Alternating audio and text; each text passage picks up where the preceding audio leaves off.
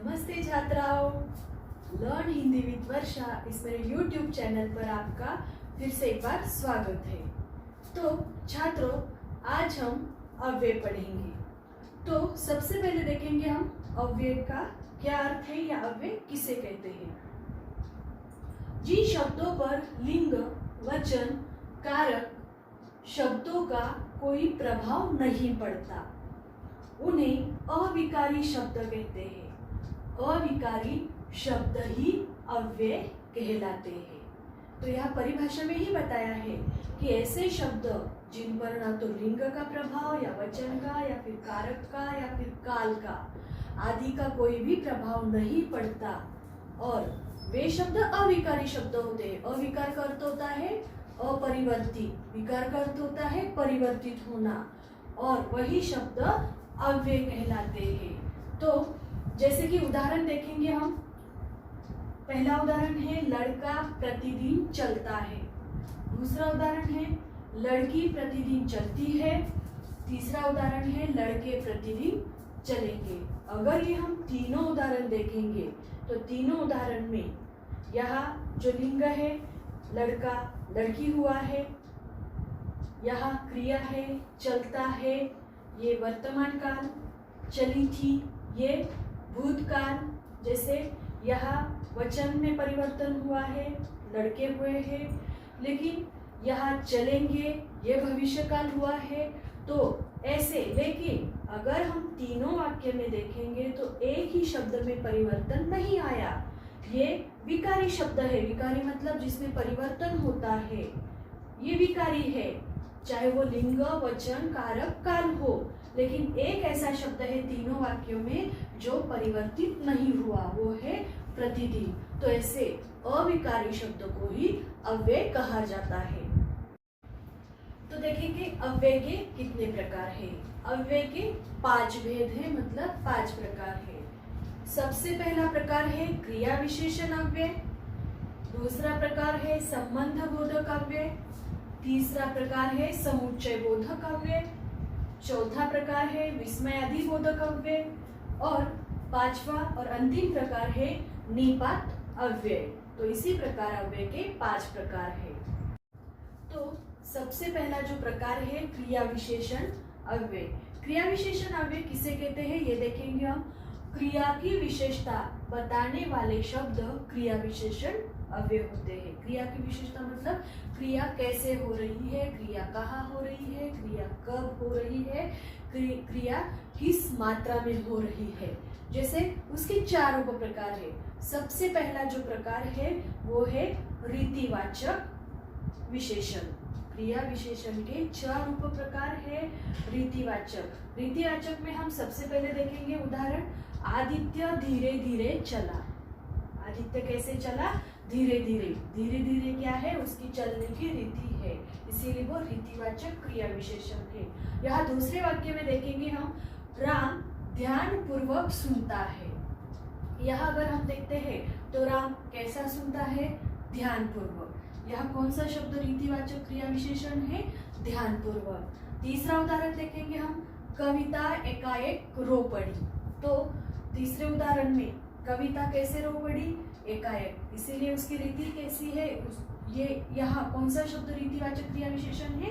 एकाएक। नंबर 4था उदाहरण है, रमेश ने फटाफट सीढ़ियाँ चढ़ी। यहाँ रमेश ने जो सीढ़ियाँ चढ़ी वो कैसे चढ़ी?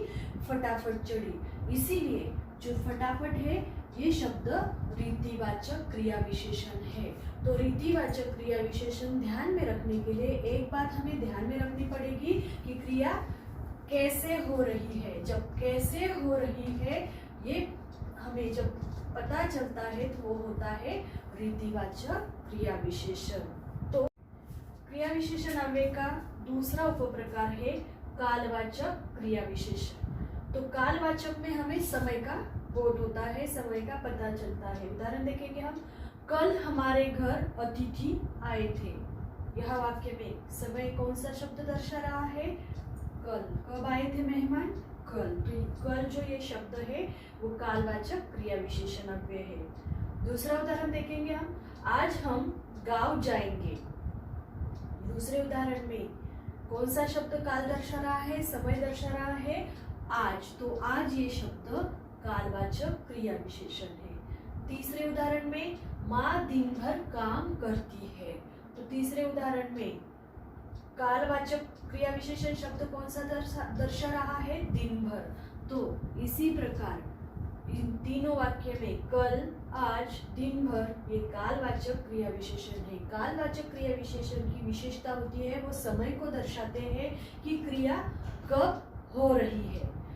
क्रिया कब हो रही है ऐसे जब वाक्य में पता चलता है वो होते हैं कालवाचक क्रिया विशेषण।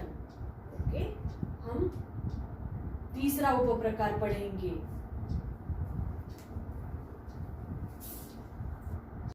तीसरा प्रकार है क्रिया विशेषण अव्यय का स्थानवाचक क्रिया विशेषण। तो स्थान से ही हमें पता चलता है कि क्रिया कहाँ हो रही है। जब हमें पता चलता है वो स्थानवाचक क्रिया विशेषण होता है। जैसे उदाहरण देखेंगे हम, सुरेंद्र बाहर खड़ा है।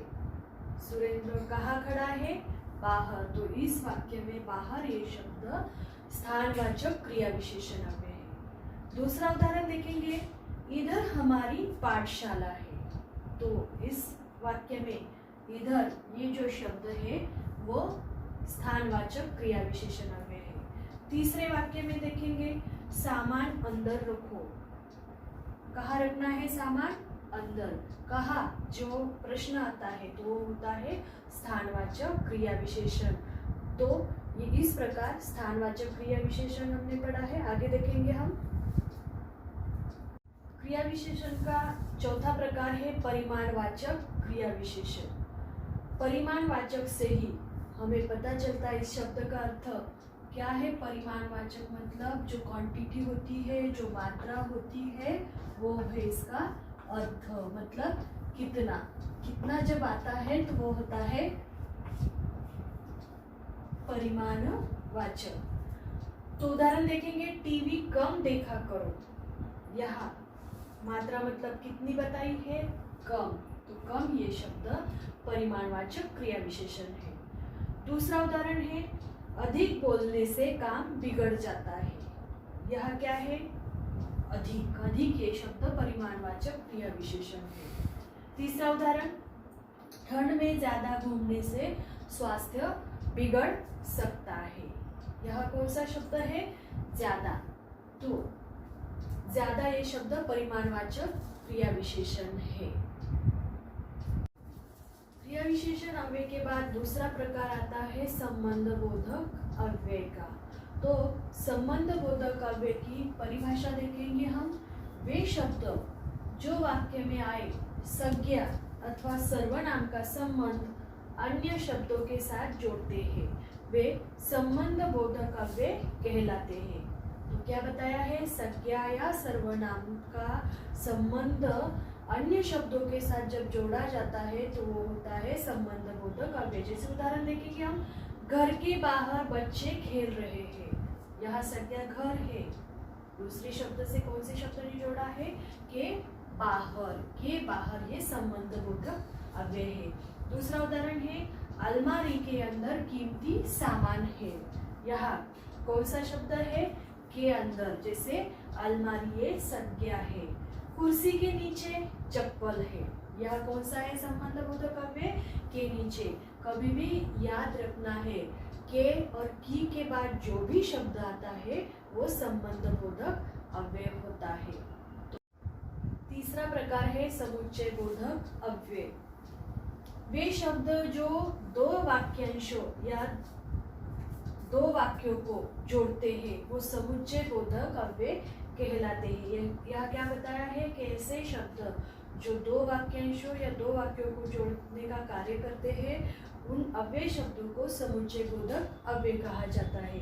जैसे उदाहरण देखेंगे हम, वह थक गया था इसीलिए सो गया। तो इस वाक्य में कौन से शब्द ने दो वाक्यों को जोड़ा है? इसलिए।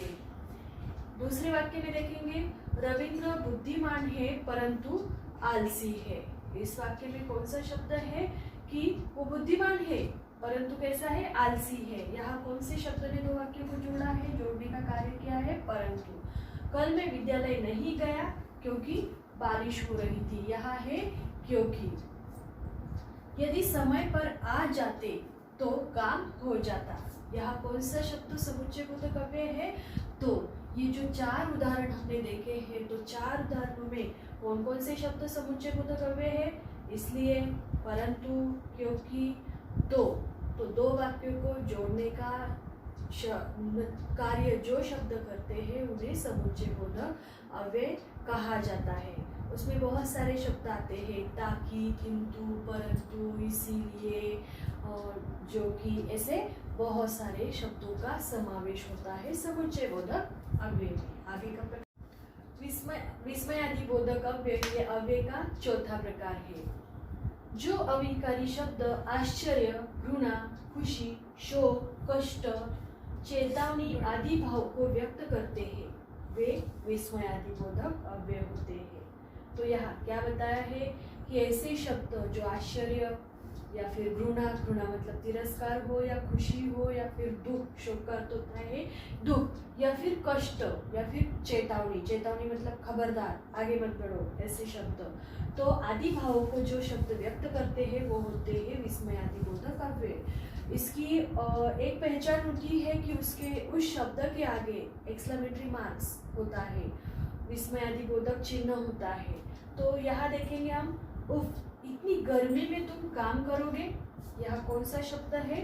उफ। ये शब्द विस्मयादि बोधक अव्यय है।